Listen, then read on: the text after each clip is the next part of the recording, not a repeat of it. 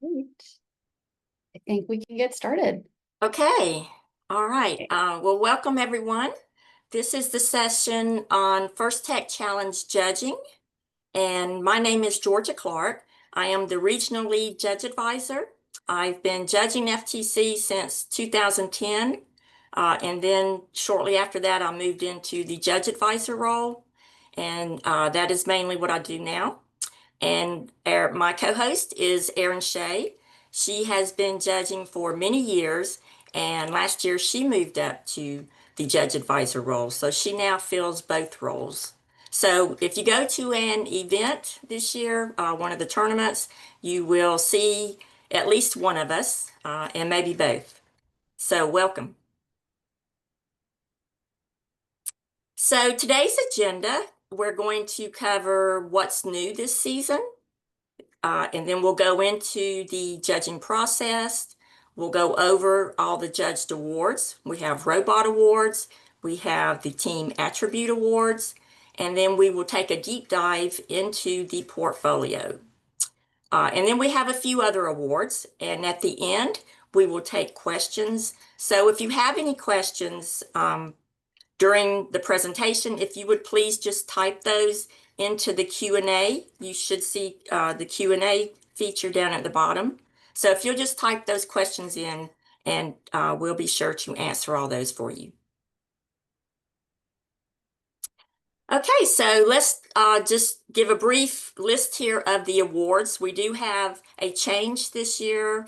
You will see that the Motivate Award has been retired, and it has been replaced with Sustain and Reach. And these basically cover the same criteria. It's just they're split into two awards now. Another new feature is the advancement model. Teams now will be ranked based on points that they earn throughout the event. So everything that a team does well will help contribute to points that they earn. So this will help us get well-rounded teams who do well in awards and the robot performance section. And then that's how they will be advanced. The FTC scoring system will calculate all these points throughout the day, so you don't have to worry about doing any math and keeping up with points. And if you'd like to see more details about this, please go to the competition manual, section 4, and it will cover the details. And this is just a brief overview, and you will see this in the manual where it breaks down and shows you how many points you will get.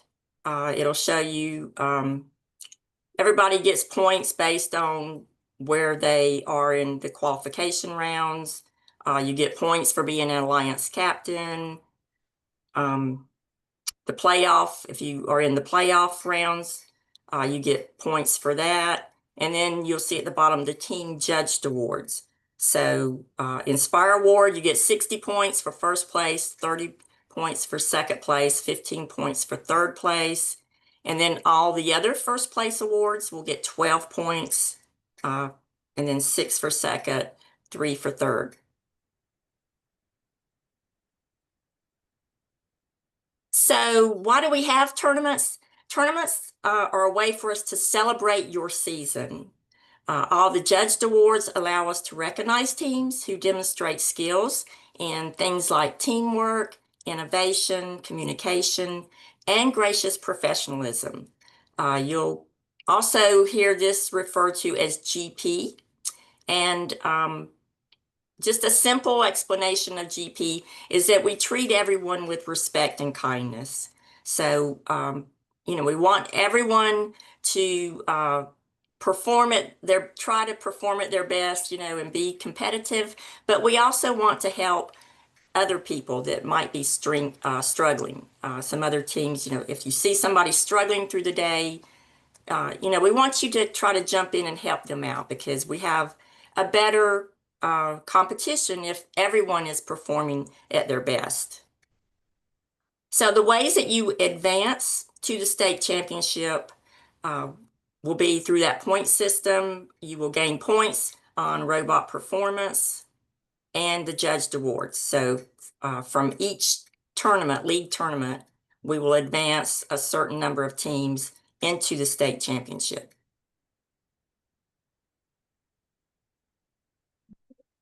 So let's talk a little bit more about this judging process, the way that you are able to get those awards that will then advance you to further competitions. The first thing I'm going to say is please look at the manual. There's a QR code here. There's a link here. Please, please, please read this manual. It has rules about the judging process. It has expectations for every single award. And I also believe all the judging materials that we use as reference is available to teams. So please take a look at that. I find it's really helpful to understand more about the process that way and to make sure that you have the right expectations about what your day looks like and what it's like to go into a tournament. So specifically about the judging process, is that we use a lot of different sources of information to make our decisions. It isn't just one thing. We look at the portfolio, we have the structured interview, we do pit interviews, we get feedback from volunteers at the event, and we take all this information that really helps us make our decision. We want to make sure that we can check all these sources of information and we feel really good about who we select for the awards. We're going to talk a little bit today about all the structured interview, pit interview, and portfolio. But I'm going to first start off talking about that structured interview. And this is really important. It's the first touch point that you have as a team with us as judges, and it really kind of sets the tone for the rest of the day. So I would really, really encourage you to practice and be prepared for this session. What this session is like is that you arrive, you are allowed to, you come into the room, you can set up materials. People bring their robot, really like to see the robot and like printed decorations or all showing all the ways that you have improved your robot during the season. Visual aids are great. Please make sure that you have a setup for an appropriate time. We've had people try to set up like slideshows and things like that, have projectors. That's a little bit too long for this because we have to get to see so many teams during that day. So get ready, be prepared for a quick setup. Bring your robot. Also bring a printed copy of your portfolio. Yes, we do ask that you submit a virtual copy, but having that printed copy during the day is also important because not all judges have their laptop, have access to your digital portfolio. So having that hard copy is really, really helpful for us in the judging room. Next comes the presentation and Q&A. There's 10 minutes combined with the two, 5 for your presentation and 5 for Q&A. Please be prepared in your presentation and be aware that we will gently and kindly cut you off after 5 minutes. We want to make sure that all the teams have the same amount of time to present. And then also for the Q&A, we actually use the example questions a lot. You should be able to see those example questions. They're usually posted in team resources. Take a look at those. It's a great way to practice answering questions and understanding what questions that we might ask during the day. And a lot of the questions we ask are geared towards understanding what awards your team's eligible for. Once the Q&A session is over, your team leaves the room and the judges deliberate. They look at your portfolio, they fill out the feedback form, they rank you against other teams that they're seeing that day. So really encourage you to have a plan for these structured interviews, practice, and just be prepared to answer questions. The more you prepare, the more you feel comfortable, and the easier it is to have a good time during the structured interview process. After the structured interviews, there's other opportunities to interact with judges. We have what we call pit interviews. This is when we go out to your pit area or you try to track you down somehow and ask you some follow-up questions. It's really important that you are findable during that day. Sometimes we have a really hard time tracking you down and it's difficult for us as judges. We have a very limited time. So please try to be findable during the day somewhere. Another thing we do is we look at robot matches. There's a few awards that are associated with your robot working. So you might see us watching robots during that time. Once we collect all that information, we go back to deliberate. We rank teams, we determine which teams are eligible for what awards, and then we present the awards during the playoff matches. At the end of the event, you will receive your portfolio back, as well as you receive a feedback form. And one note about the feedback form is it's a snapshot. we don't know your team's journey. We don't know everything about your team. We only know what we see and what we're told during that presentation. And that's what that feedback form is all about. So just keep in mind that we're only reacting to what was happened during the presentation, and it's not a reflection around your whole team's journey. Great. I'm going to hand things back off to Georgia to start talking a little bit deeper about those judged awards. Thank you, Erin. Okay, so first, this is just an overview of the award categories. We have robot awards, and then we have outreach awards. The robot awards are referred to as MCI, which is Machine Creativity and Innovation. And then the outreach awards are referred to as the Team Attribute Awards. So you will see on this diagram, Inspire Award is at the top.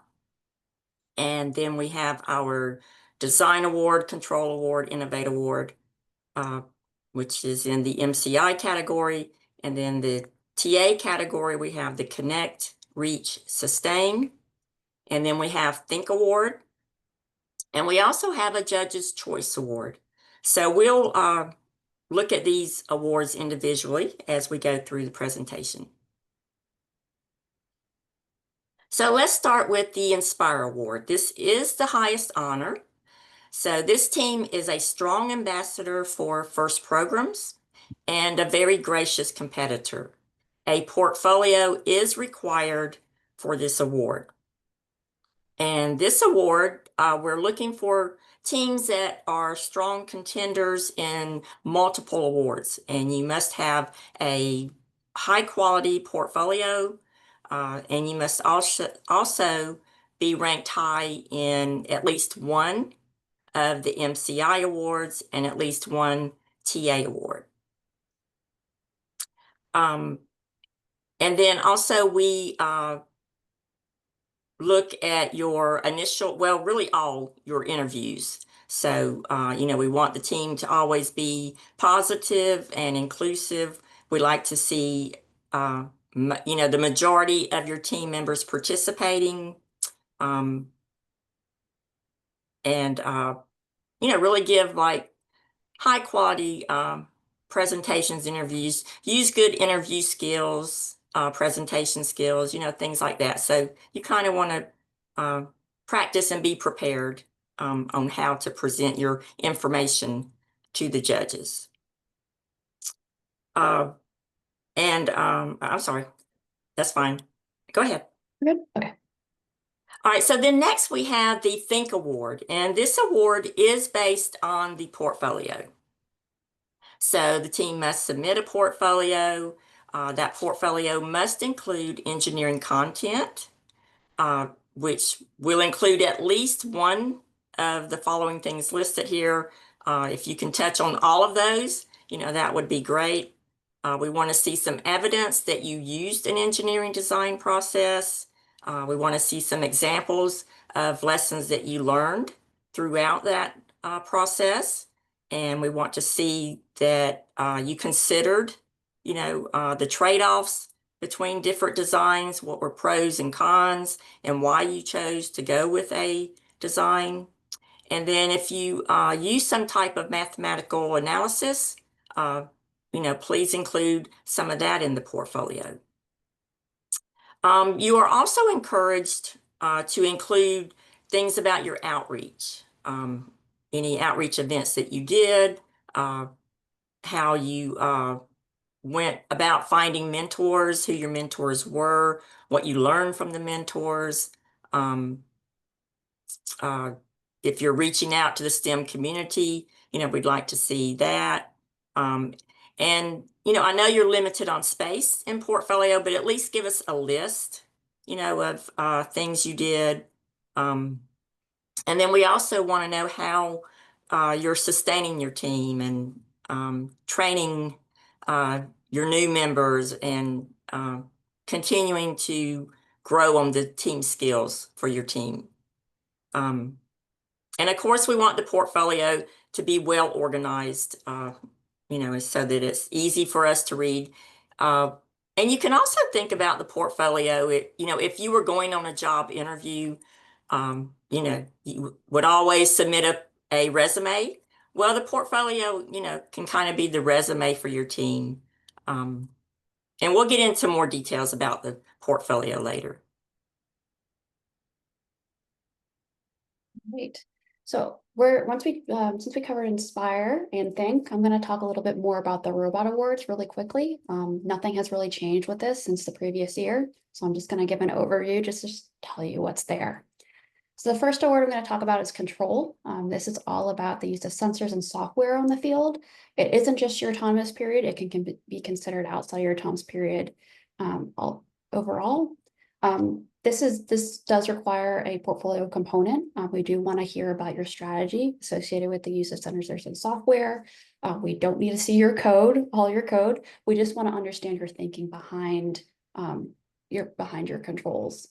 I'm not going to get into all the criteria, but please take a look at this. Please be aware what's required in the portfolio. And you should be good for that front.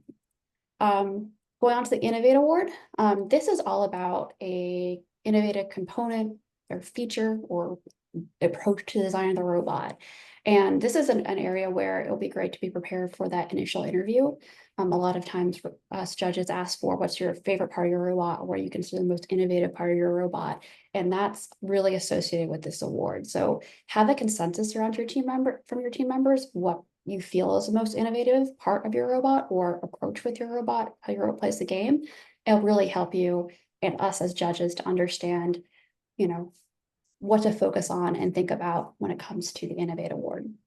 Another aspect of the Innovate Award is that we do want to see it work or, get close to working. It doesn't have to work consistently, but we do want to see that, it's functioning as it's intended to function. Does it actually contribute positively towards your team's gameplay?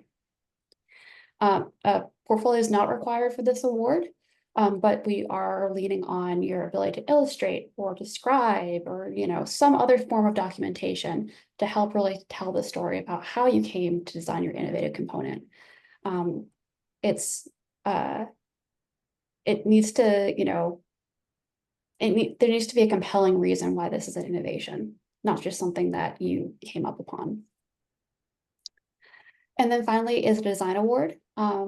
This incorporates some industrial design elements. I have an industrial design degree. This part is really close to my heart because it's form and function. It has to look appealing. It has to look cohesive, as well as work well and play the game. We also look for how you describe your design process.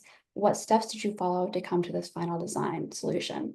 Again, a portfolio is not required for this award, but we really rely on your skills to illustrate and describe and really tell us the story about this robot and how it came to be. I'm going to hand things back off to Georgia to close us out with outreach awards.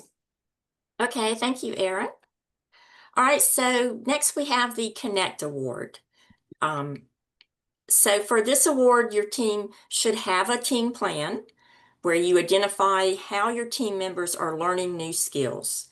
And this could, be as simple as you have your veteran team members teaching things to the rookies. That's fine. We just want to know what the plan is. And then we hope that the veteran members are also trying to learn new skills along the way.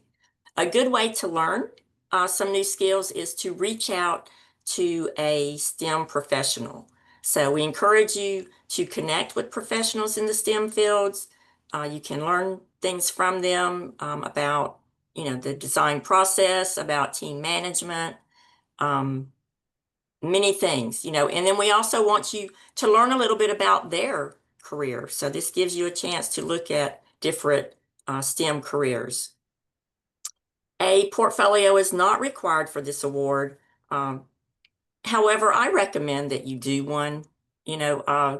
Judges really like to see all the award information in portfolios. So I would just encourage you, to do one. So the Reach Award, this is one of the new ones. It celebrates a team that has introduced and recruited new people into FIRST. Through their efforts, they have sparked others to embrace the FIRST culture. Once again, a portfolio is not required, but we would like to see it, because this would give you a way to list, all these things you have done to bring new people into FIRST. The Sustain Award, sustainability and planning are essential to have a FIRST team because they ensure the program's long-term success. This award celebrates the team that has considered their future team members and has worked to ensure that their team or program will continue to exist long after, your veterans have graduated and gone on to their careers. So, we want to know what your plans are. How do you keep the team going? And a portfolio is not required for that award, but, once again, I recommend it. And also, I'm sorry. So some things that are required, you'll see, you have to at least describe to us at least one of the following, which would cover your finances. So this could be, a team budget, season project planning. So, maybe list for us, what are your team goals for the season as far as outreach, and keeping the team going. And then let us know, did you achieve those goals? Okay. So very quickly, let's just talk about award terms and definitions. It's really important that, especially when you're describing outreach events, that you use accurate language. The reason why it's important is it allows us to understand exactly what you contributed, exactly what you did, and having this shared language really makes sure that your contributions are judged fairly and are compared fairly with other teams. There's a QR code here. There's also a link to those definitions, and take a look at that. Make sure that you're using the appropriate language to describe what your team's done.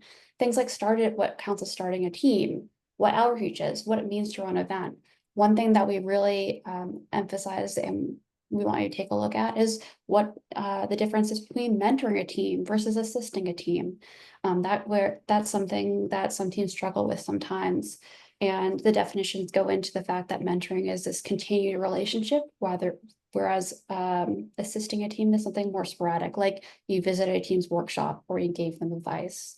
Mentoring doesn't have to be in person, it can be virtual as well. So just be sure that you understand what it means to mentor versus assist, as well as what it means to do any of the other types of outreach in this program.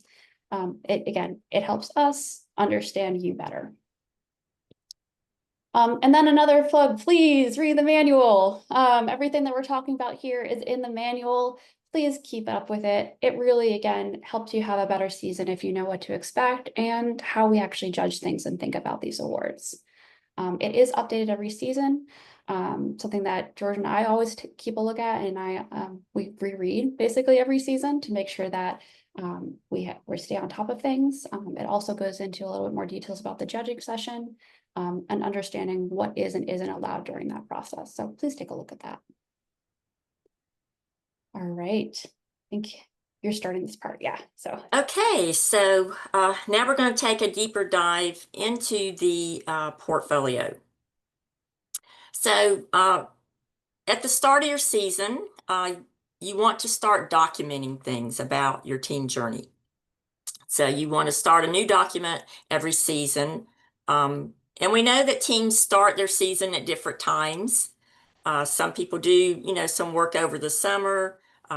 So we just want to say that, don't include anything that happened before January 1 of this year. But it's fine to include anything after that date. So you want to document the complete robot design process. You want to have your CAD sketches, your pencil drawing sketches, whatever you use during that design process. You want to keep a document of all that stuff. That helps you learn as you progress. And then, we're going to want you to share some of that information with us. So the more you document throughout the season, the better it's going to help you when you go to a tournament. And then, of course, you will document all the outreach you do, any mentors you gain and what you learn from them. Really, just document as much as you can, because it's always nice to look back at the end and see what you did, throughout the season. This is your team journey, and it's something you'll be proud of, and you'll be happy you document it. So please start that, at the beginning of the season. Now, you should have already started, right at kickoff, if not before. And then you will use this information, to make a portfolio. The portfolio will be a summary of this journey.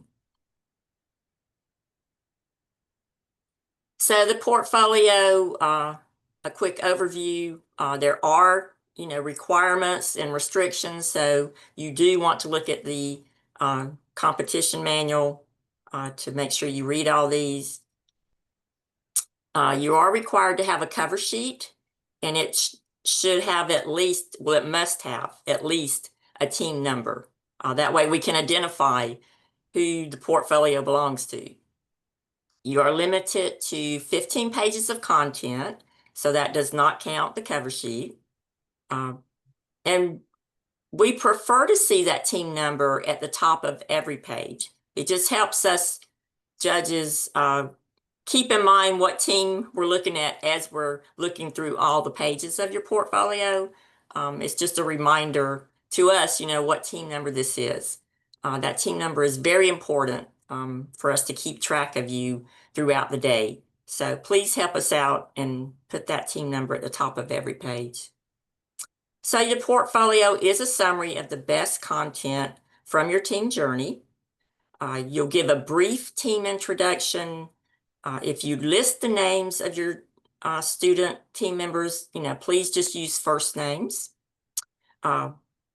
We really want you to focus on robot design concepts, include some examples of your sketches or CAD. Make sure you give us details about the design process, how you came up with the design. Don't just show a picture of your current robot and, give us a listing of what it is, what it has. Please don't just do that.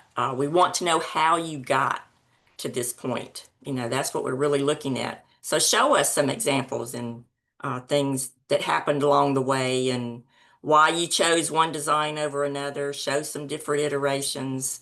We really want to see that kind of stuff. And then the control award information, if you want to be considered for a control award, then you must have certain information in the portfolio. And then, of course, your team goals. You want to have your team goals in there and your outreach. But do not include any type of links, any web links. We will not go to any outside sources. We only look at what we gather during the day at the event. So we're not going to click on any links that you put. So please don't put those in the portfolio. We aren't going to your team website. We don't do that. Okay. So here's some examples of some good portfolios, and we have just added these to the Georgia First website. So if you go to GeorgiaFIRST.org and then go to the FTC program, right there, scroll down, and you will see where we have added 2 portfolios for you to use as examples. So this is that cover sheet with the team number. If you want to put a picture of your robot, that's fine, but at least have the team number. Okay. Here's some examples of the team introduction. This part, you want to keep brief, but here's some examples of that, team introductions, and they listed their mentors also. And then they got into the robot design process. And this is what I was talking about, where you want to show, some details here about that designing phase. They've got some CAD pictures here. They've got some hand sketches. They're talking about different phases of their design. Okay.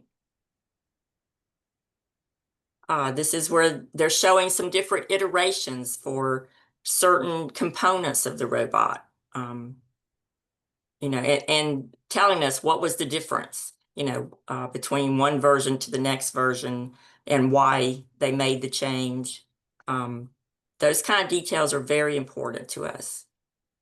It usually, it can't be, we just made this change or we did this and it suddenly worked.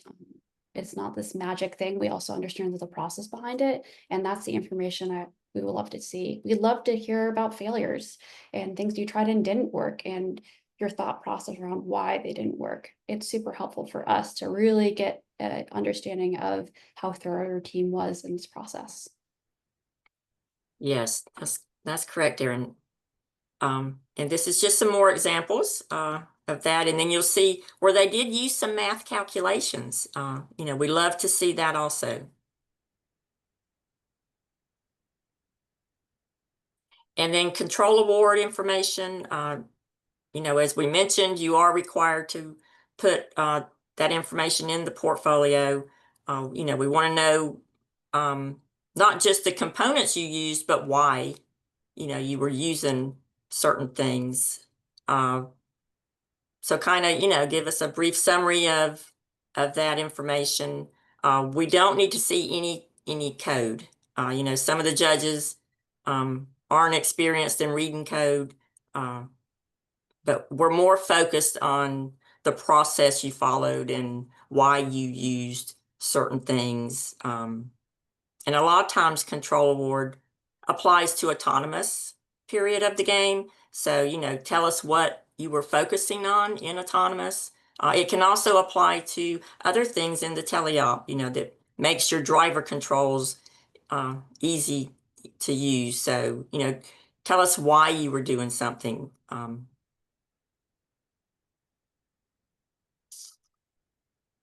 Just some additional examples about pages that could describe your code and the control award. Right. Right, and they're giving examples of the autonomous. They showed the field, explaining what they were trying to achieve in autonomous. So that's also helpful. So getting a little bit more into the outreach and team plan aspects of the portfolio.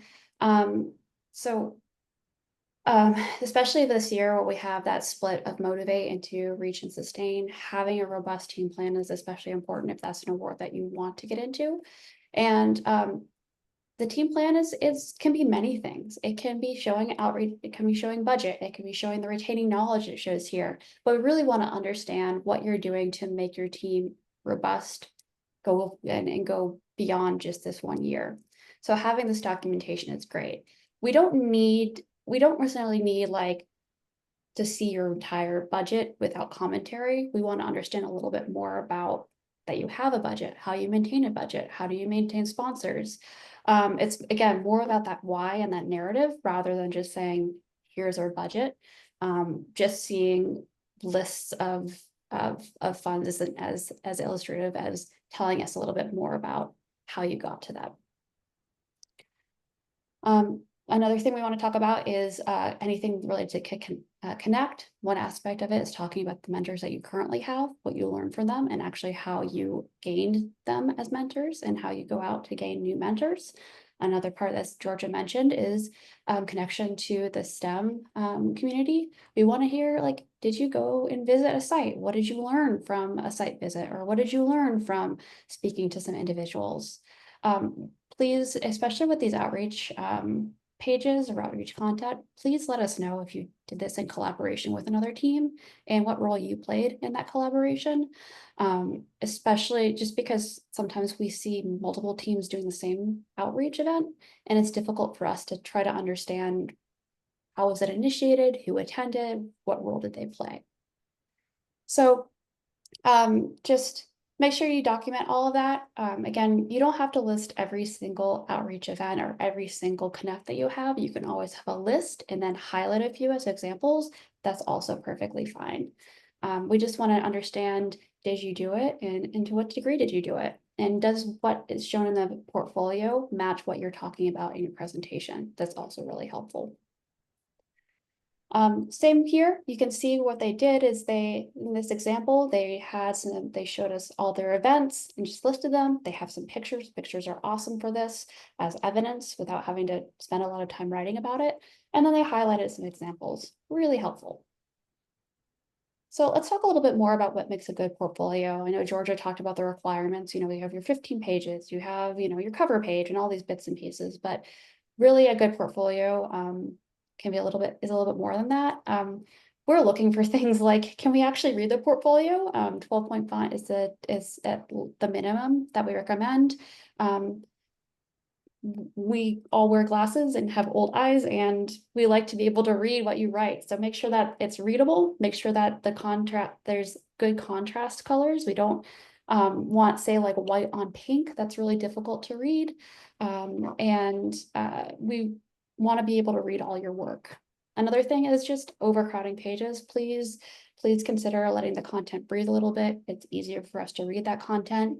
And also, you don't necessarily need to write full paragraphs. Bullet points are great. It's easy for us to skim and understand where you're going at. It will take you less time to write rather than full paragraphs. And that also allows you to fit more on the page without it feeling crowded or overwhelming.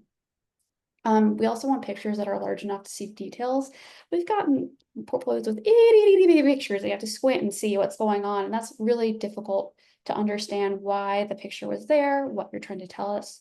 And as I mentioned before, having pictures there really helps in cutting down the amount you have to write. Because if you have a great picture, you pair that with a good caption, we understand right away what you're trying to tell us. And also we do want to have CAD images and sketches. We want that placed alongside robot design content. Again, it's illustrative of your story. It tells us the process you went through, and it's much more immediately recognizable there.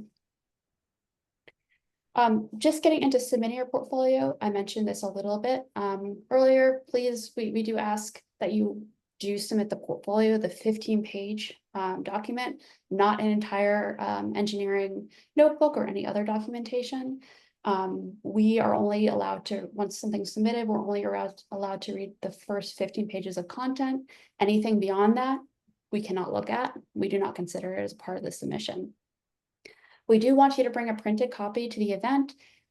It doesn't have to be too fancy. We just love having that physical copy there for more judges to take a look at. It makes it's easier for us to access. At the same time, we do ask you to also upload a copy. It's really great to have some redundancy there, and that's a reason why we ask that. So please be aware to bring both. There are some limitations. You see 15 megabytes in size, so please be aware of that before you submit your PDF. You might have to do some condensing through Adobe or something like that. All right, I think this is you again, Georgia. Okay, we are coming to the end, but we do have a few other awards. The Dean's List Award recognizes students with strong leadership skills who led their teams and communities to increased awareness for FIRST. And these students plan to stay involved in FIRST, after they graduate high school.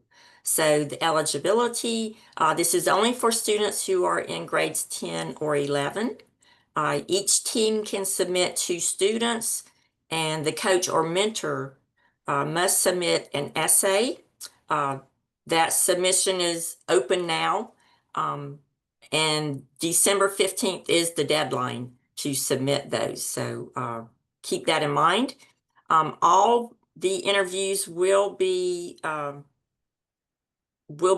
done by virtual interviews, and the date that we have reserved for that is January the 17th. So please keep that in mind. These interviews are very short. They're like 10 minutes. So, even if you're at an event that day or you have something else to do, you can just break away, hopefully for 10 minutes, jump on your phone and let us speak with you. Okay. The other awards, the Judge's Choice Award, this recognizes a team who had some unique efforts, performance, or dynamics that we want to recognize. And this doesn't, fit into any of our other awards. And this award does not count towards advancement, but it's just something we want to recognize.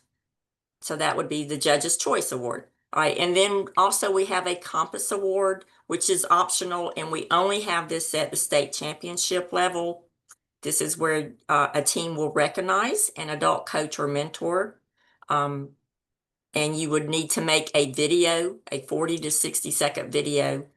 You will need to look at the competition manual to see all the requirements and restrictions for this award. Okay.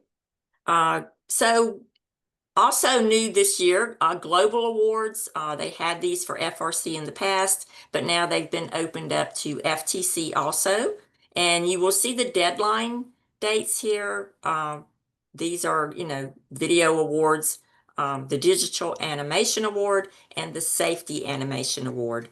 And we have the links here where you can go to see more information and you can see some examples of the videos. But please note the deadlines for those. And Erin's going to be sending out a reminder of this to all the teams.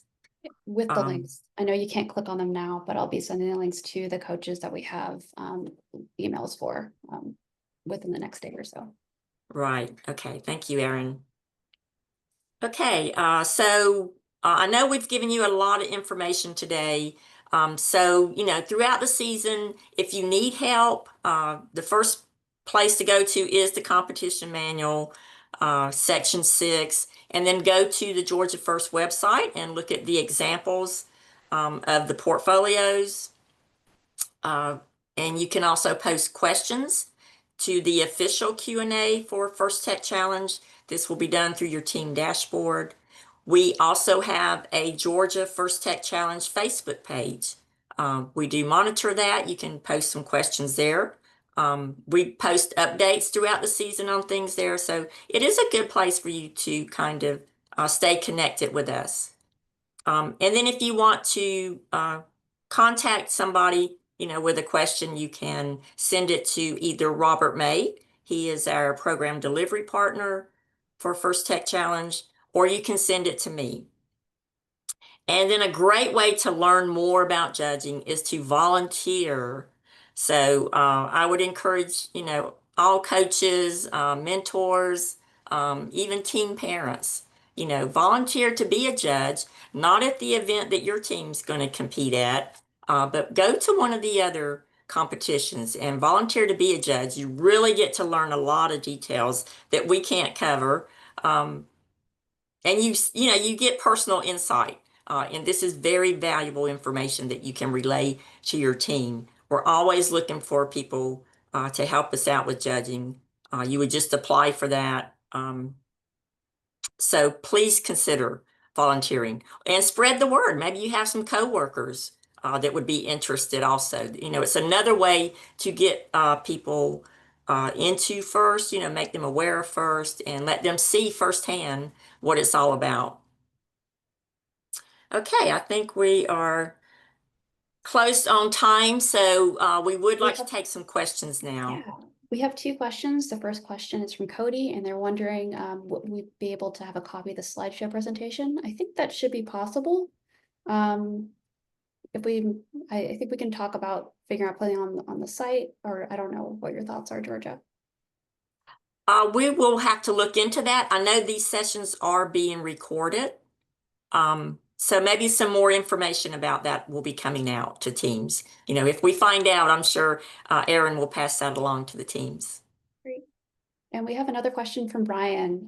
Brian's question is, can a team member who is in their third year of high school but plans to graduate early because of extra school credits earned in middle school and summers qualify as a junior for the purposes of Dean's List? I would think so. That might be a question to send, to the FTC Q&A. But I would think so. I don't want to give you a definite answer because I'm probably not the one to make that call. Um, but I would think so. I don't know. What do you think, Erin? I don't know. There's nothing that says no, but I'm not super aware of any of the intricacies around the qualification process. But there's nothing Right. that tells me no, this wouldn't be possible. Yeah, I'm sure that's something that's come up in the past. So there again, maybe submit that to the FTC Q&A. And that's something I need to look into because I should know the answer to that. Okay, were there any Those are more the questions? questions. Maybe we can, if anyone else has any questions, you're also, I think, just get it in the next like 2 minutes. Otherwise, I think we'll be able to finish our session up for today. Well, I hope you all learned something, from the session today. I hope this was helpful for you. We're always available to help you in any way that we can. So, please don't hesitate to reach out. I hope you take advantage of the resources.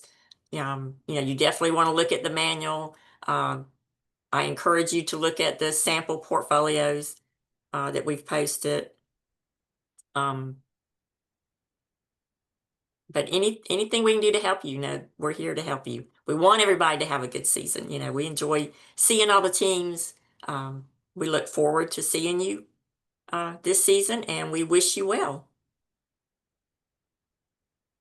No more questions, so I think that should be I think that's the end of our presentation today. Thank you. Oh, we do have a question that just came in at the last Okay. minute. Oh, that was just a thank you. Thank you too, Heather. I appreciate you joining us today. All right. Well, thank you all and see you at tournaments. Thank you.